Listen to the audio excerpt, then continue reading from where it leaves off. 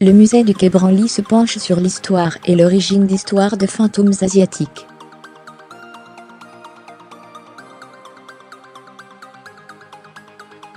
Le fonds culturel commun bouddhiste permet une cohésion des histoires fantastiques.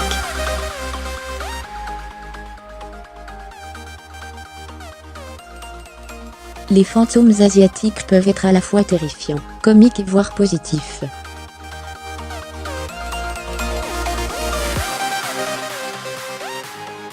Comme on dit ombo en japonais, et en tari, et en mandarin, peu importe, l'exposition Enfer et fantômes d'Asie, jusqu'au 15 juillet au musée du Quai Branly, ne se content pas d'effrayer ses visiteurs, même si on en ressort avec une légère trouille, mais renseigne sur l'origine et la postérité de nombreuses histoires de fantômes.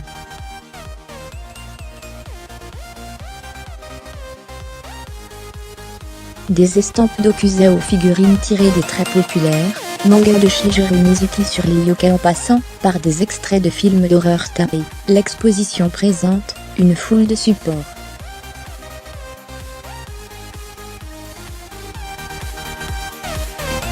Très moderne et inattendue, la scénographie permet de plonger corps et âme dans l'atmosphère si particulière des êtres fantastiques d'Asie.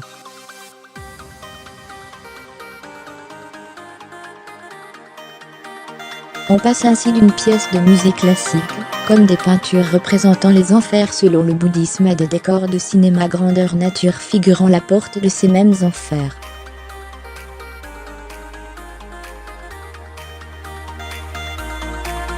Une grande salle vide nous fait plonger, grâce à des projections vidéo et sonores, dans l'ambiance citadine poisseuse du film d'horreur Ring.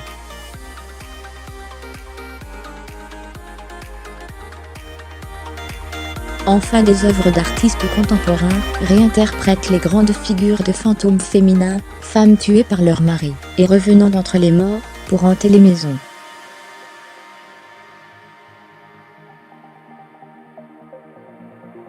De Walking Diakawoman, on ne voulait pas trop en dire de manière précise sur ces fantômes, parce qu'un mystère élucidé perd tout son charme.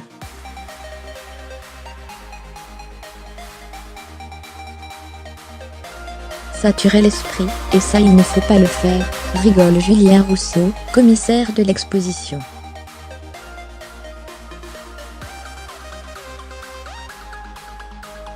Malgré tout, on ressort sacrément instruit de cette exposition qui, notamment, plonge dans les racines bouddhistes de ses croyances.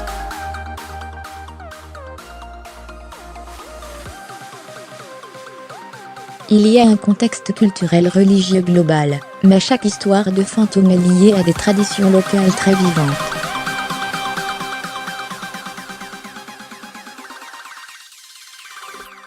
On ne peut pas tout expliquer par le bouddhisme, nuance Julien Rousseau. Voilà pourquoi après une introduction sur l'enfer selon les bouddhistes, avec notamment les tribunaux d'âme, et les terrifiantes représentations de revenants affamés, l'exposition s'attache à présenter différents fantômes, comme autant de personnages.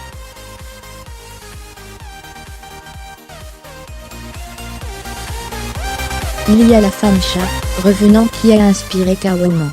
Il y a aussi les yokai, adorables esprits familiers plus ou moins maléfiques dont les écoliers de 2018 se partagent les avatars, avec le jeu vidéo Yokai Watch.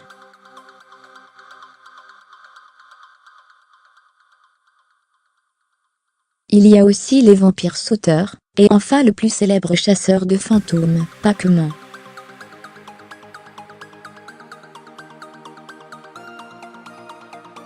Des fantômes recyclés dans la pop culture, la variété des formes des œuvres rend très palpable la survivance de ces croyances qui, aujourd'hui encore, habitent les esprits asiatiques et nourrit la culture pop.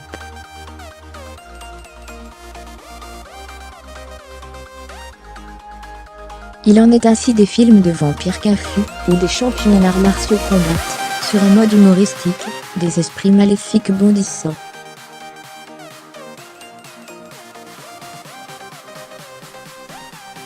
Parmi nos autres chouchous il y a Anya, la femme maladivement jalouse, avec ses cheveux en pétard, et sa gueule de travers.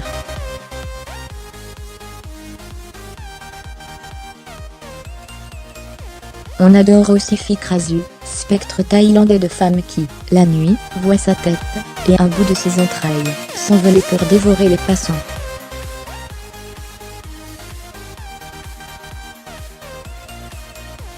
Celle-là c'est une sale bête, rigole Julien Rousseau. Autant de fantômes qui, aujourd'hui encore, inspirent les cinéastes.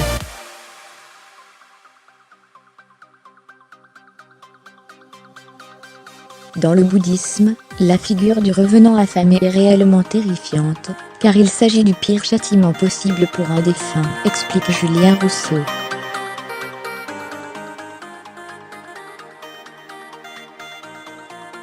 C'est le zombie de Walking Dead, un être condamné à errer à la recherche de nourriture sans pouvoir jamais se nourrir.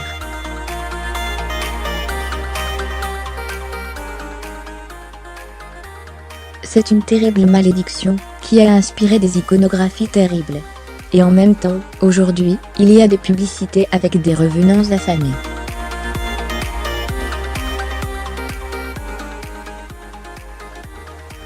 Fermez les guillemets, le triomphe de l'ordre parmi la variété des fantômes. Il est difficile, voire dangereux d'essayer de trouver des correspondances, d'un pays à l'autre et notamment.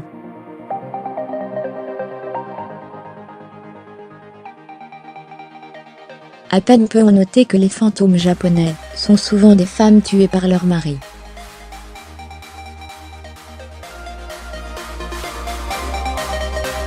On remarque aussi que ces êtres maléfiques naissent du chaos, que ce soit les fantômes venus de la jungle, ou ceux associés à des épidémies.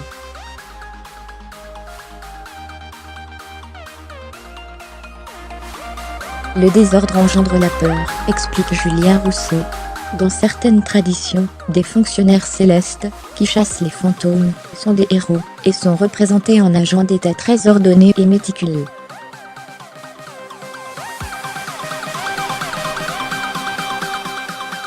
Fermez les guillemets, forcément érudite, comme toutes les expositions du musée du Quai Branly, Enfer et Fantômes d'Asie est aussi une expérience inédite et sa visite, notamment grâce aux nombreuses projections vidéo en très grand format, et un cheminement labyrinthique.